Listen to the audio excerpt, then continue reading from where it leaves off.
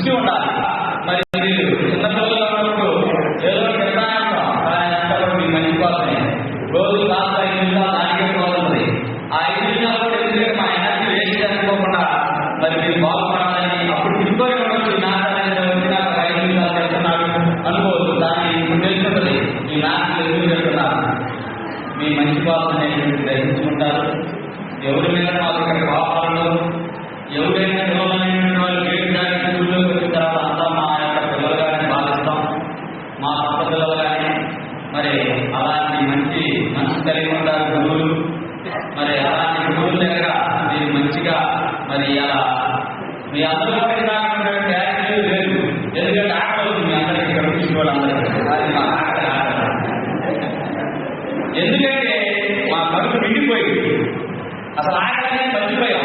అందరికంటే ప్రయాణానికి మీరు చేసేది టీచరే. వెళ్ళు కష్టంలో పనిచేస్తుంది, మళ్ళీ వెలుగులో క్లాస్ చూస్తున్నాం.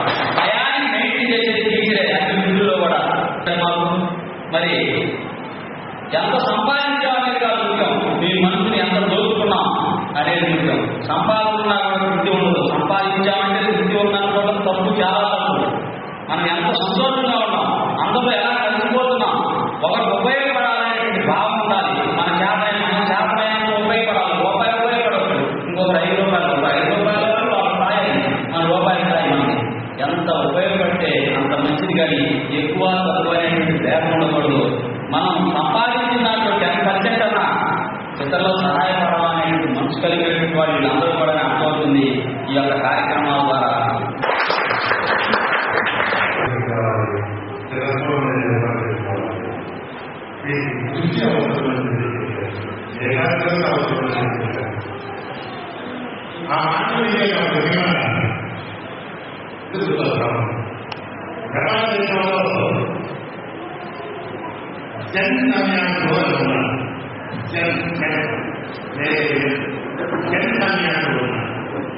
వాళ్ళు మన సమాజంలాగా కాకాయ వస్త్రాలు ధరించరు, మామూలు వస్త్రాన్ని ధరిస్తూ అందరిలాంటి వాళ్ళు రేటస్తులాగా వాళ్ళు ప్రకటిస్తూ ఉంటారు.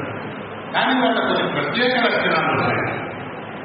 ఆ ప్రత్యేక లక్షణాలు ఉన్నవాళ్ళే వీళ్ళని గుర్తించగలుగుతారు. వాళ్ళు ఒక రోజు ఒక హోటల్కి వెళ్ళారు, టీకి ఆచరించారు, కూర్చున్నారు.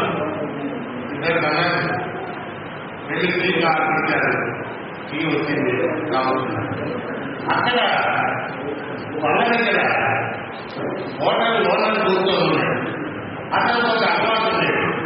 ఏంటంటే హోటల్కి వచ్చిన వాళ్ళు ఎవరు కాఫీ తాగుతున్నారు, ఎవరు టీ తాగుతున్నారు, ఎవరు టిఫిన్ చేస్తున్నారు, ఎవరు ఫోన్ చేస్తున్నారు, ఇవన్నీ కూడా క్షుణ్ణంగా గమనిస్తూ ఉండేవాడు. కాసేపు గమనించాడంటే ఈ తిరిగేటప్పటికీ అక్కడ వీళ్ళు జనపర్ణాలను కూర్చొని టీ తాగుతున్నారు.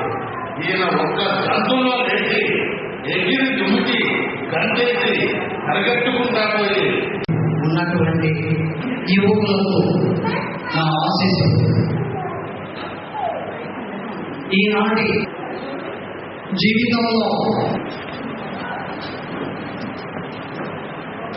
మరి ఆ తల్లి మనం ఎంత చేసినప్పటికీ ఆ రుణం తీర్చుకోలేనటువంటి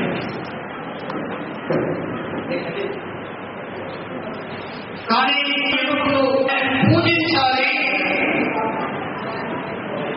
సేవ చేయాలి, వారి అదృష్టంగా భావించాలి.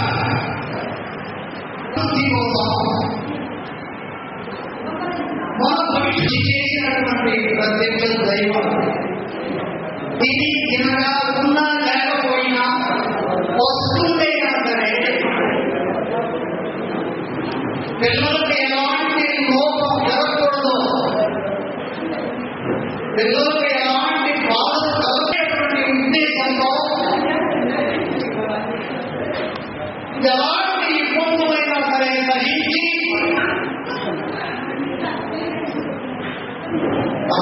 పెద్దవాళ్ళు వాళ్ళకు కొన్ని వాళ్ళ ఆశల్ని అడియాలను చేయకుండా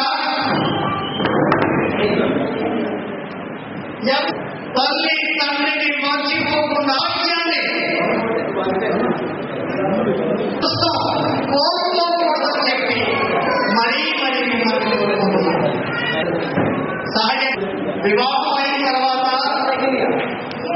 భార్య పిల్లలు వారు కూడా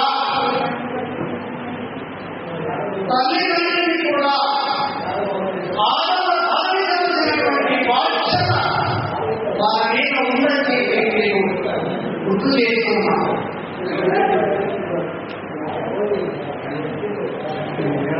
ఈ ప్రపంచంలో తల్లి తండ్రి వారి సేవ కంటే మించినటువంటి బాధ్యత మరొకటి లేదు మీలో.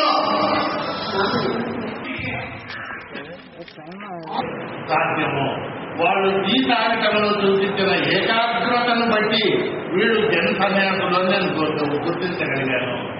కాబట్టి ఎవరు ఏ పని చేస్తున్నా కానీ దాంట్లో పూర్తి ఏకాగ్రత అనేది చూపించినాడు వాళ్ళు అభివృద్ధి చెందుతారు. వాళ్ళని నమ్ముకున్నటువంటి వాళ్ళ దేశము అభివృద్ధి చెందుతుంది. ఇది ఒక భారతీయులకే సాధ్యం. ఇది నేను భారతీయులుగా చెప్పడం కాదు. ఒక అమెరికా ఇప్పుడు ఒక అభివృద్ధి చెందిన రాజ్యంగా ఉంది అంటే ఆయన కారకులు ఎవరయ్యంటే అమెరికా దేశస్తులు కాదమ్మా. వాళ్ళు తొలవరి పోతులు పొద్దునే లేస్తే ధన లాభంతో తొలవాట్లన్నీ చేసుకొని వాళ్ళు ధనమదంతో సోమతనంతో ఎప్పుడో 10 నిద్రలేస్తూ పని పాట చేయరు, సోమరిగా ఉంటాడు. కానీ ఒక భారతీయులు ఆ దేశంలో అడుగుపెట్టి ప్రతి రంగంలో వారి తమ నైపుణ్యాన్ని చూపించి అక్కడ ఆర్థిక వ్యవస్థ పెంపొందించడానికి భారతీయుల కృషి ఎంతో ఉంది. మొన్న భారతీయులని తరిమేశారు కొంతమందిని. ఆర్థిక వ్యవస్థ వెంటనే పడిపోయింది. అక్కడ మళ్ళీ వాళ్ళు బుద్ధి తెచ్చుకొని మళ్ళీ వాళ్ళు ముందు పరిస్థితిని పునరుద్ధరించడానికి ప్రయత్నాలు కొనసాగిస్తున్నారు. కాబట్టి భారతీయులకు అసాధ్యమైంది ఏది లేదు. ఉపాధ్యాయుని ప్రస్తుతం యువతలు కాదు, అంత దూరం నుంచి మేమంటే దగ్గరగా ఉన్నాం కాబట్టి ఇది అవకాశం. మీరు కూడా నాకు యువతలు కాదు, అంత దూరం నుంచి ఈ అందరు కూడా ఏమాత్రం చెక్కకుండా వాళ్ళ అబ్బాయిని కూడా వెంట తీసుకొని దగ్గరికి వచ్చారంటే విద్యార్థులకు ఆశిస్తుంది. ఇప్పుడు దాదాపు 8 మంది మాట్లాడారంటే 8 అయిపోయినట్టు తరగతి వచ్చేసరికి నాకు ఈ 2 సెక్షన్లో ఒకటేమో 2వ సెక్షన్ ఉండేది, ఒకటేమో 5వ సెక్షన్ ఉండేది. 7th క్లాస్ ఉంటేనని అప్పుడు మీ హావభావాలు ఎట్లా ఉండేవి పెద్ద అయిన తర్వాత కూడా మీరు అట్లాగే కనిపిస్తుంది. నాకు ఎందుకంటే అందరూ మాట్లాడుతుంటే మిమ్మల్ని అబ్జర్వ్ చేసేటప్పుడు ఎక్కువ వచ్చింది. గోవర్ధన్ రెడ్డి మొత్తానికి చాలా గొప్ప. ఎప్పుడు అంతే వినేవాడు సాయంత్రం వరకు కూడా. అంత ముందు కూర్చున్న వాడి ముందు కూర్చున్నాడు అంటే ఇటు పక్కన కూర్చున్న ప్రసాద్ బాత్రూమ్ పట్టేశారంటే చదివేవాడు కాదు క్లాసులో. మొత్తానికి స్థిరంగా ఉండేవాడు. ఆడపిల్లలు అంటే అటువైపు కూడా కానీ రజనీ కానీ అంటే క్లాస్ రూమ్లో మీరు చిన్నప్పుడు ఎట్లా కూర్చున్నారు ఇప్పుడు అంతే ఉన్నారు. గత మీ మనస్తత్వంలో మార్పు రావాలి ఎక్కువ. పాఠశాలలో ఎట్లా అయితే స్టడీ చేశారో సమయాన్ని, ఎట్లా అయితే మనస్తత్వాన్ని కనుక్కున్నారో దాదాపు అంటే ఉన్నారనుకుంటున్నాను నేను. మీరు ఇక్కడ కూర్చున్నటువంటి విధానాన్ని బట్టి ఇక్కడ కూర్చున్న జంపాలు కానీ అటు వాడని కూర్చున్నాడు కానీ ఎవరైనా ఇంత పేరు మర్చిపోయాను కానీ విద్యార్థులు కానీ తరగతి కానీ మీ తరగతిలో స్టడీ చేసిన సమయాన్ని కానీ మర్చిపోలేదు. అయితే ఈ ఆనందాన్ని అప్పుడు ఉదయించే వాళ్ళంటేమో అట్లా పిలవలేకపోతున్నాం. అదే తేడా. ఈ ఆనందం వ్యక్తం అవ్యక్తం అని ఉంటుంది. వ్యక్తం చేసేది కొంత ఒక రకము, అవ్యక్తం అంటే చెప్పలేనటువంటి అట్లా ఉంది. అందరినీ చూస్తున్నాము, గుంపినలుగా చూస్తున్నాము, ఉద్యోగస్తులుగా చూస్తున్నాము, వ్యవసాయదారులుగా చూస్తున్నాము. అయితే అందరూ స్థిరపడ్డారు. ఎవరి కాళ్ళ మీద వాళ్ళు సంపాదించుకుంటున్నారు అంటే మీరు గురువుకి ఇచ్చినటువంటి దక్షిణాది దానికి చాలా సంతోషపడుతున్నాను నేను. తల్లిదండ్రుల మీద ఆధారపడుతున్నా మీకుగా మీరు సంపాదించుకుంటూ ఒక వేదికని ఏర్పాటు చేసి ఆ వేదిక మీద పూర్వపు గురువుల్ని సన్మానించాలి